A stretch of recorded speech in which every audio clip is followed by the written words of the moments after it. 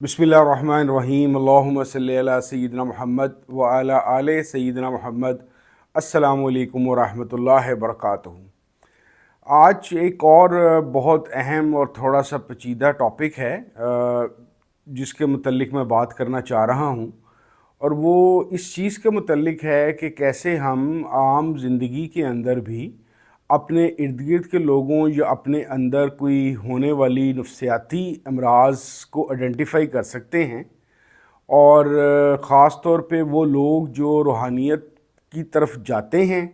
या रूहानियत में होते हैं, उनको जो नफ्सियाती अमराज ख़ास तौर पे लाहक हो जाते हैं या हो सकते हैं, उसकी अर्ली आइडेंटिफिकेशन कैसे की जा सकती है। ये बात करते हुए मैं ये बात ज़रूर करना चाहूँगा कि आखिर इसको करने की या इसको शेयर करने की ज़रूरत मुझे क्यों महसूस होती है। मेरा मानना ये है कि जो पूरा एक साइकिल मैंने अपनी लाइफ का नॉन रिलीजन से रिलीजन की तरफ लगाया, मेरे पास बेशुमार सवालात थे, और इस तरह ही मैं सोचता हूँ कि हो सकता है मेरी तरह बहुत सारे और लोगों के सवालात हों और जिनके जवाबात तक मैं पहुँचा हूँ। तो उन जवाबात को अगर मैं शेयर करूं तो शायद किसी का सफ़र जो बहुत तवील हो वो थोड़ा छोटा हो जाए। और दूसरी बात ये है कि मुझे जिस रिलीजन की समझ आई, मेरे ख़्याल के मुताबिक दीन के मामले के अंदर प्योरिटी होनी चाहिए, और उस प्योरिटी के अंदर ये भी पता होना चाहिए कि कौन सी चीज़ें हम अपने रिलीजन या रूहानियत के अंदर अपनी नफ्सियाती डिसऑर्डर की वजह से कर रहे हैं, और कौन सी प्योर अल्लाह ताला और रसूलुल्लाह सल्लल्लाहु अलैहि वसल्लम के लिए कर रहे हैं। यहाँ पे एक और बात जहन में रखिएगा कि एक आपने टर्म सुनी होगी डब्बा पीर की, यानी कि नकली जाली पीरों के मुतल्लिक। इनके मुतल्लिक भी मेरी एक अजीब सी ऑब्ज़र्वेशन है जिसके मेरे पास डाटा भी है कि बहुत सारे लोग जो डब्बा पीर होते हैं वो सिर्फ जाली नहीं होते, बहुत सारे नफ्सियाती इमराज के शिकार जो उनसे लोग हैं वो अपने आप को पीर समझ लेते हैं। और इससे ज़्यादा बुरी बात यह है कि उनके इर्द गिर्द के लोग भी उनको पीर मान लेते हैं। तो जब हमारे पास ये नॉलेज होगा कि कहाँ पे डिसऑर्डर नफ्सियाती शुरू हो जाता है एक असल रूहानियत की बजाय, तो हमारे लिए आसानी होगी कि किस चीज़ को हम अपनी रूहानियत की मनाजिल तय करना माने, और कौन सी ऐसी चीज़ें अगर हमारे अंदर पैदा हो जाएं तो हमें किसी साइकोलॉजिस्ट या साइकेट्रिस्ट की तरफ जाना चाहिए। तो सबसे पहले तो मैं आपको बताता हूं कि मेरी जो ऑब्ज़र्वेशन स्टार्ट हुई, दो ऐसे वाक़यात मेरी ज़िंदगी के अंदर हैं जिसकी वजह से मैं मेंटल डिसऑर्डर की तरफ मेरा रुझान हुआ कि मैं इसको ज़्यादा से ज़्यादा जानूं। एक तो वाक़या मेरे बचपन का है, तकरीबन 7वीं 8वीं जमात में जब मैं था, तो हमारे घर की दीवार के साथ एक घर था जो बज़ाहिर थोड़े किसी ज़माने में शायद बहुत अच्छे खाते पीते लोग थे, लेकिन जो वहाँ पे मर्द था वो वुमनाइज़र भी था, और शराब नोशी की वजह से उनकी काफ़ी कस्मा पुरसी की ज़िंदगी गुज़र रही थी। उस कस्मा पुरसी की ज़िंदगी गुज़रते हुए ख़ास तौर पर जो ख़ातून थी वो उनकी ये हालत हो गई थी कि उनको मुख्तलिफ़ घरों में जाके काम करके वो अपने बच्चों का रोटी पानी का बंदोबस्त करती। लेकिन इसके साथ साथ ही उनके मुतल्लिक मैंने अक्सर उनके घरों से चीखों की आवाज़ें और रोने की ज़ोर ज़ोर से आवाज़ें कभी सुबह कभी शाम कभी रात को सुनता होता था। और एक दो दफ़ा ऐसे वाक़यात हुए कि क्योंकि दीवारें बहुत ऊपर वाली मंडेरें छोटी छोटी थीं कि मैं वहाँ पे खड़ा था, तो मैंने उन खातून को अपने छत के ऊपर बैठ के रोते धाड़े मारते सुना, और थोड़ी देर बाद वो कपड़े फाड़ के यानी कि तकरीबन बरहना हो के ज़ोर ज़ोर से चीखें मारनी शुरू हो गई। मैं इस मंज़र को देख के डर गया, लेकिन मेरे जहन में एक वाक़या स्टोर हो गया कि ये कोई हालत इंसानी दिमाग या जिस्म पे पड़ती है जिसकी वजह से वो अपने होशो हवास खो बैठता है, और उसकी जो सी है हालत गैर हो जाती है। दूसरा वाक़या मेरे कॉलेज के ज़माने का है। कॉलेज मैं साइंस कॉलेज वदत रोड लाहौर में पढ़ा करता था, FSC में। कम कम ही कॉलेज जाता था, लेकिन मेरा एक ही वहाँ पे दोस्त था। एक दफ़ा ऐसा हुआ कि उस दोस्त ने तकरीबन 2 हफ्ते से कॉलेज आना छोड़ दिया। میں پتہ کرنے جب اس کے گھر گیا تو پتہ چلا کہ اس کی طبیعت خراب ہے. میں نے ضد کر کے جب اسے ملا تو میں نے اس کو دیکھا کہ وہ سر پہ ٹوپی باندھ کے، ٹوپی بنی ہوئی ہے اور تھوڑی شیو بڑی ہوئی ہے اور انگلیوں پہ کچھ گنی جا رہا ہے، یعنی کہ کچھ پڑھ رہا ہے اور بیٹھا ہوا ہے. تو معلوم یہ پتہ چلا کہ اس کو 2 ہفتے سے کوئی اچانک مسئلہ یہ ہو گیا ہے کہ یہ آدھے گھنٹے کے لیے نماز اور نوافل پڑھتا رہتا ہے، 15 منٹ 20 منٹ غسل میں وضو کرتا رہتا ہے، وضو کر کے آتا ہے تو دوبارہ وضو کرنے چلا جاتا ہے. اس کی یہ حالت ہو جاتی ہے کہ یہ وضو کرتے کرتے اتنی دفعہ وضو کرتا ہے کہ اس کے کپڑے سارے کے سارے گیلے ہو جاتے ہیں. تو پتہ یہ چلا کہ اس کو بھی کوئی ڈس آرڈر ہو گیا ہے جس کی وجہ سے یہ کچھ ضرورت سے زیادہ مذہبی ہو گیا ہے. ان 2 واقعات نے میرے اندر نفسیات کے متعلق زیادہ دلچسپی پیدا کی، اور وہ دلچسپی 2 طریقے سے تھی کہ ایک دلچسپی یہ تھی کی وجہ یہ تھی کہ آخر انسان کی ذہنی استطاعت ڈیولپ کیسے ہوتی ہے، اور دوسرا ان 2 واقعات کے زیر اثر میں ڈس آرڈر کے متعلق جاننے کے متعلق شروع ہو گیا. وہیں سے میرا نفسیات پڑھنے کا تجربہ یا ایک ایکسرسائز کا آغاز ہوا اور میں آہستہ آہستہ ڈس آرڈرز کے اوپر کام کرنا شروع ہوا. اب میں شارٹ کٹ کرتے ہوئے آپ کو یہ بتاتا ہوں کہ میرے تجربے کے مطابق وہ کون سی نفسیاتی امراض ہیں خاص طور پہ جو یا تو ان نفسیاتی امراض کی وجہ سے بندہ ریلیجس ہو جاتا ہے، یا بعض لوگ روحانیت کے اندر جب کسی صحیح کامل پراپر شیخ کے ذریعے سے اپنا وظائف کا یا روحانی تربیت حاصل نہیں کر رہے ہوتے اور خود ہی اپنے آپ کو عالم فاضل سمجھ رہے ہوتے ہیں، تو ان کے ساتھ بھی اس قسم کے روحانی امراض ہو جاتے ہیں. سب سے بڑا معاملہ جو مینٹل ڈس آرڈر کا ان لوگوں کو ہو سکتا ہے وہ OCD ہے، جس کو obsessive compulsion disorder کہتے ہیں.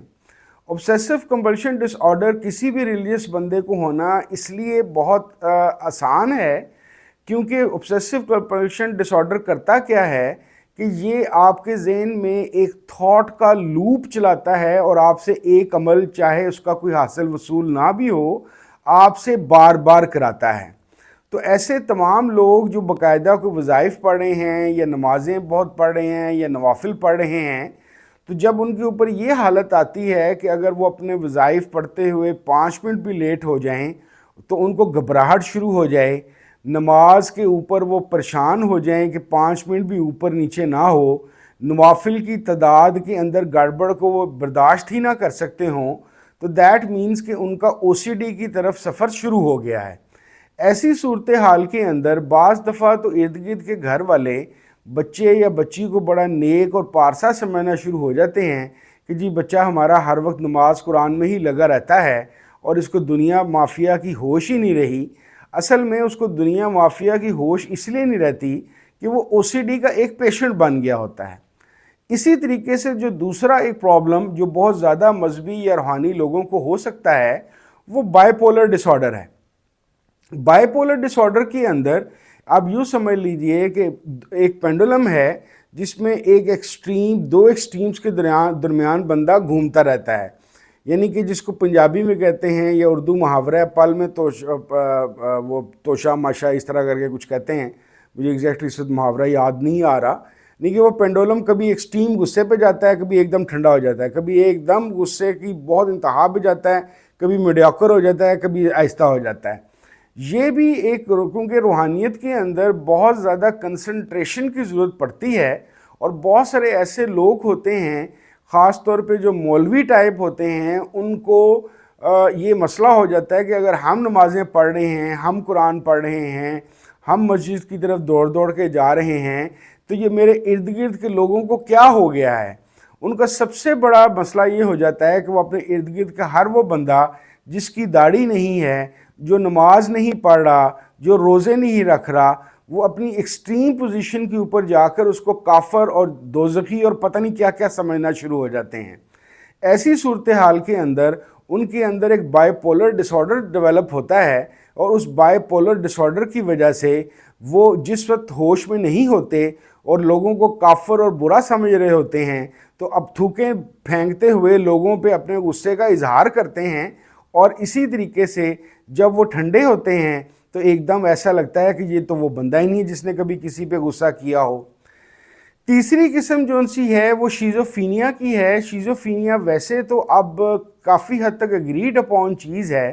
کہ یہ ایک انہیریٹنس کی بیماری ہے، یعنی کہ نارملی یہ فیملی کے اندر چلتی ہے کہ ماں باپ، دادا دادی یا نانا نانی سے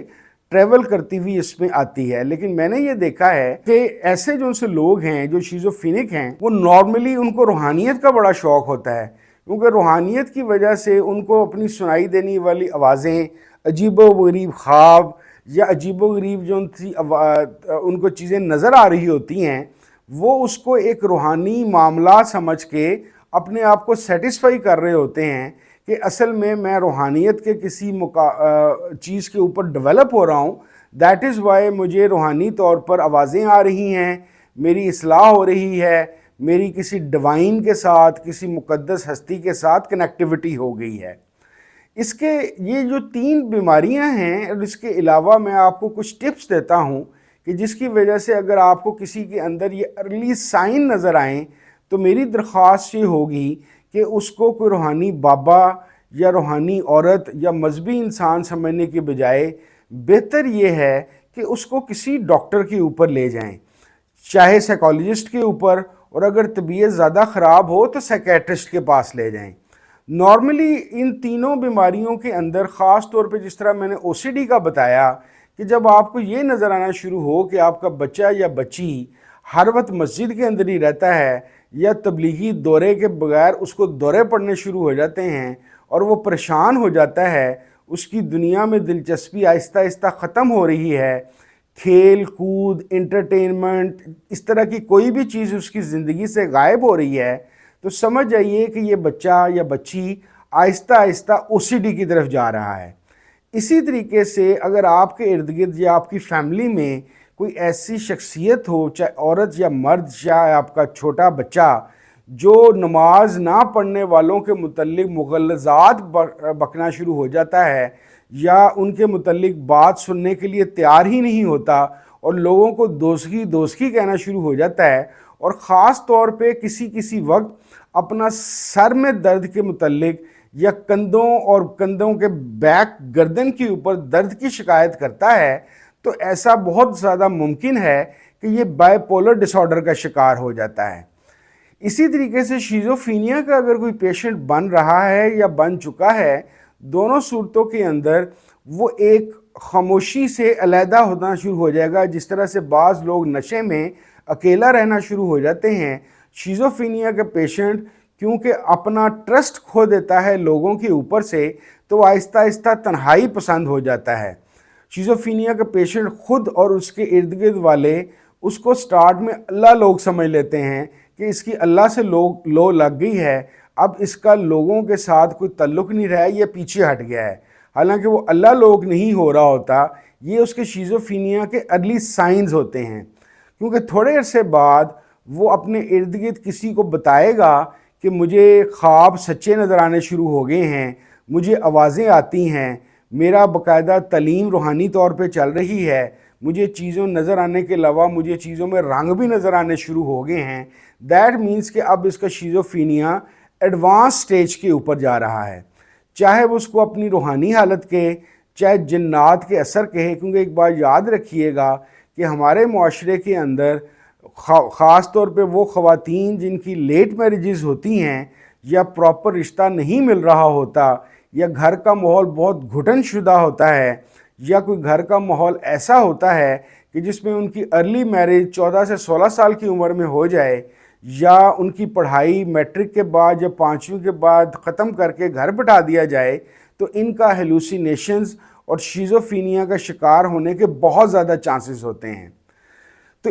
اس طرح کی چیزوں کو جب آپ سمٹمز دیکھیں تو جس طرح میں نے سٹارٹ میں گزارش کی تھی کہ آپ کوشش کیا کیجئے کہ آپ دین کو دین کی جگہ اور دنیا کو دنیا کی جگہ پہ رکھیے، تاکہ آپ یہ نہ ہو جائے کہ خدا نہ خواستہ کسی بندے کو میڈیکل ایڈ کی ضرورت ہے اور آپ اس کو کلمے پڑھواتے رہیں۔ ہمارا جو دین ہے، دین اسلام، جو رسول اللہ صلی اللہ علیہ وسلم کے ذریعے سے پہنچا، وہ اصل میں ایک انتہائی پریکٹیکل اور ریئلسٹک ریلیجن ہے، اس کے اندر اس طرح کی چیزوں کی گنجائش نہیں ہے کہ آپ ہر مسئلے کو جن بھوتوں کے اوپر یا جادو تویزوں کے اوپر یا روحانی منازل کی طرف لگا دیں۔ میرے خیال کے مطابق اس چیز کی اویئرنیس کے لیے اسکول کالجز کے اندر ٹیچرز کو اور سٹوڈنٹس دونوں کو ان بیماریوں یا ان دماغی امراض کے متعلق ضرور بتانا چاہیے،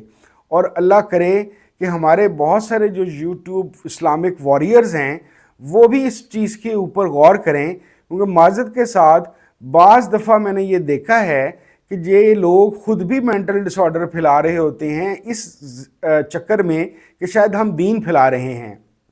جیسے ابھی کچھ 3-4 دن پہلے میں نے ایک عجیب و غریب پروگرام دیکھا جس کے اندر ایک پوڈ کاسٹ کے اندر ایک صاحب دوسرے سے پوچھ رہے ہیں کہ او سی ڈی کا کیا علاج ہے، اور وہ صاحب بڑے اطمینان اور اعتماد کے ساتھ بتا رہے ہیں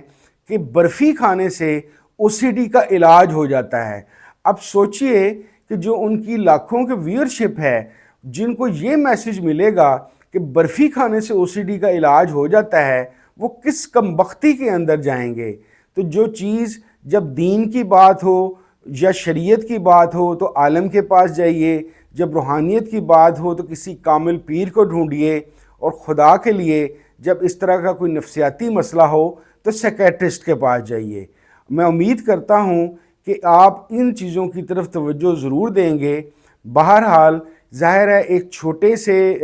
ویڈیو کے اندر تمام چیزیں طے نہیں کی جا سکتی۔ میں کوشش کروں گا کہ مختلف ذہنی امراض کی تفاصیل اور اس کی تشخیص کے لیے میں آئندہ بھی ویڈیوز کرتا رہوں۔ بہت شکریہ۔ السلام علیکم ورحمۃ اللہ وبرکاتہ۔